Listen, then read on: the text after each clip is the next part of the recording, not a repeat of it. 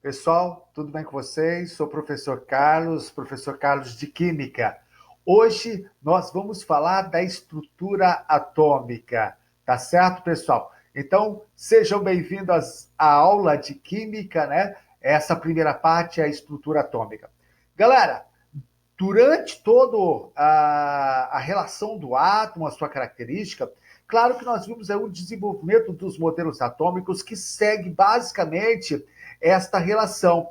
Desde o modelo de Dalton, que falava que um átomo era uma esfera maciça, indestrutível, indivisível, até basicamente ao modelo atual, no qual a gente tem um átomo cheio de probabilidade, mas com certeza é formado por duas regiões bastante diferentes, o núcleo e a eletrosfera. Núcleo, região central do átomo, onde se concentram as partículas positivas, denominadas de prótons, e os nêutrons, partículas sem carga elétrica, e a eletrosfera, essa região ao redor do átomo, né?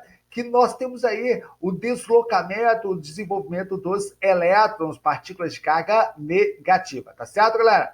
Então, no momento anterior, ou seja, na última aula, a gente viu aí o desenvolvimento dos modelos atômicos, basicamente até chegar a essa característica. Vamos lembrar um pouquinho?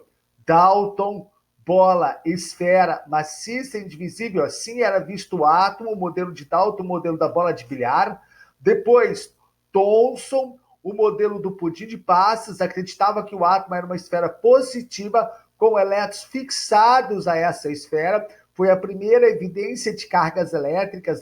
A partir daqui, vimos que o átomo passaria a ser divisível. Rutherford, com experiências com partículas alfa, conseguiu comprovar que o átomo não era uma esfera maciça, e sim apresentava espaços descontínuos e um pequeno núcleo positivo, e girando ao redor desse núcleo, nós teríamos os elétrons, a eletrosfera. Então, Rutherford foi responsável pelo primeiro átomo a apresentar núcleo e eletrosfera.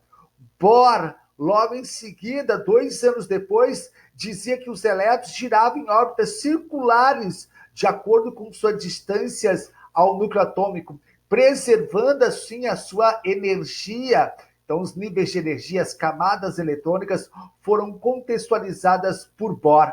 Além do mais, Bohr dizia que se um elétron em um átomo for excitado, ou melhor, ganhar uma certa quantidade de energia extra, esse elétron poderia passar por uma eletrosfera, ou melhor, para um nível mais afastado, e esse elétron, ao retornar ao nível de origem, emitiria fótons. Então, tudo isso é Bohr. Depois, nós tivemos aí o grande desenvolvimento da mecânica quântica, da física quântica, né? Em que o átomo, a química, também estava inserido nesse universo, e aí o átomo passou a ter um modelo chamado de probabilístico, contendo núcleo, eletrosfera. Tá certo, galera? Bom, apesar dessa complexidade toda, pessoal, podemos dizer que o modelo atômico básico levado para estudo nos principais aí, engajamentos de química, podemos considerar aí que o átomo tem um núcleo, que ele tem aí carga positiva, formada por prótons e nêutrons, né, na maioria dos átomos, tá certo? Prótons de carga positiva, nêutron, partícula elétrica de carga nula, e a eletrosfera, que é essa região ao redor do núcleo atômico, aonde estaria presente os elétrons. Tá certo, galera? Mas e aí? Bom, a discussão é como é que eu vou representar um átomo a partir desse envolvimento, desse desenvolvimento? Galera, a química utiliza linguagens próprias, né? Qual nós chamamos essas linguagens próprias, né, nos conceitos da química. Uma delas é a representação dessas partículas. Vamos lá lembrar? Elétrons, região que se localiza, eletrosfera. Símbolo que nós vamos usar, E. Carga de um elétron, menos 1,6 vezes 10 elevado a menos 19 coulombs. Tá certo? A gente vai falar que o elétron é negativo, mas essa é a carga do elétron. Bom, massa de um elétron em relação ao próton, o elétron é muito pequenininho, galera, em relação à massa. Ele tem aí praticamente 1.840 vezes menor do que a massa de um próton, tá certo? e aqui seria a sua equivalência em gramas, só para você ter uma ideia. A massa de um elétron é 9,11 vezes 10 elevado a menos 28 gramas. Próton, pessoal, está localizado no núcleo.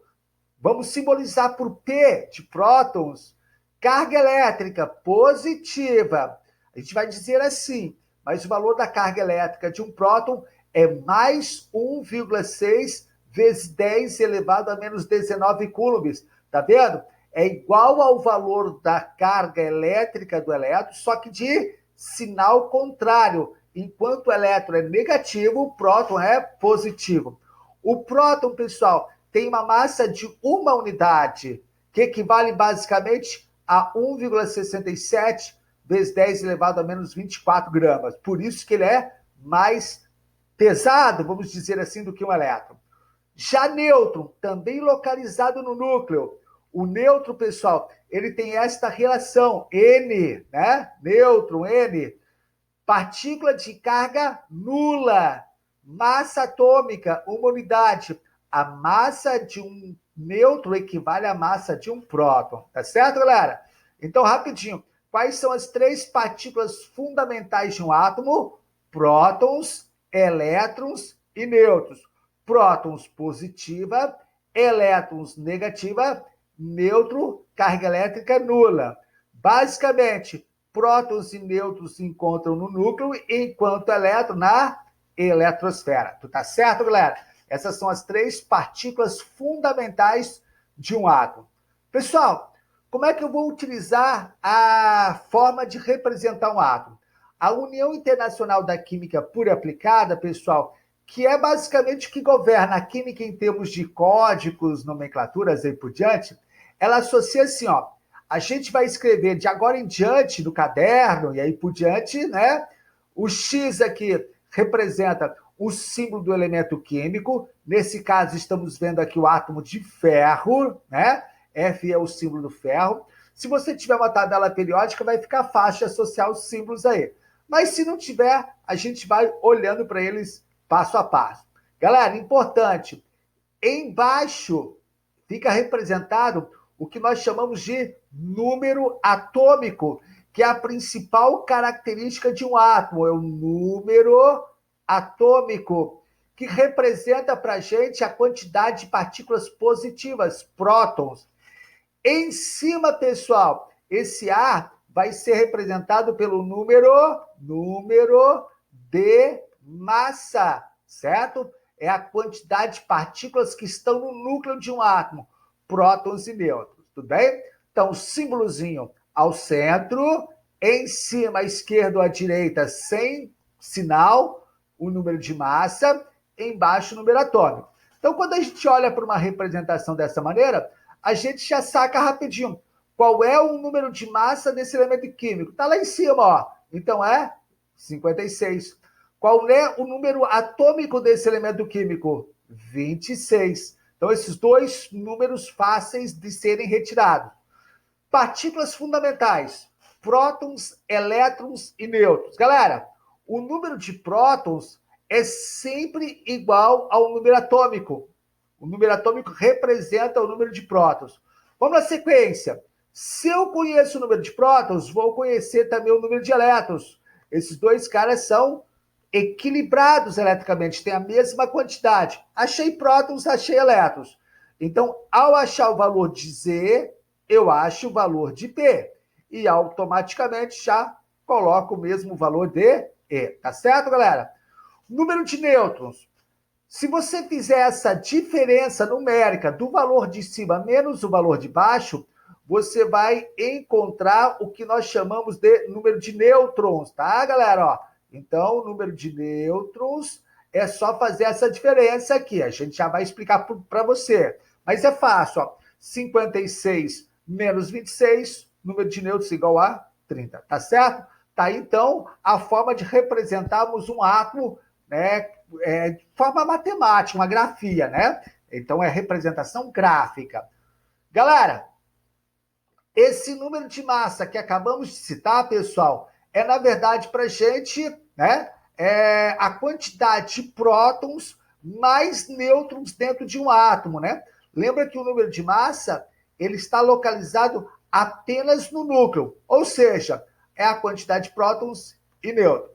Podemos escrever essa expressão assim, ó, número de massa é igual a Z mais N. Por que eu posso escrever dessa maneira? Porque o número de prótons e o número atômico equivalem o mesmo valor, representam o mesmo valor, tá certo, galera? Então lá, eu coloquei aqui um exemplo do átomo de oxigênio que está com número de massa 16. Quando aparecer dessa maneira, pessoal, essa forma de inscrição, né? Quer dizer que esse valor aqui representa a massa, tá bom? Como o oxigênio tem 8 prótons, não está decorado, estou informando para vocês.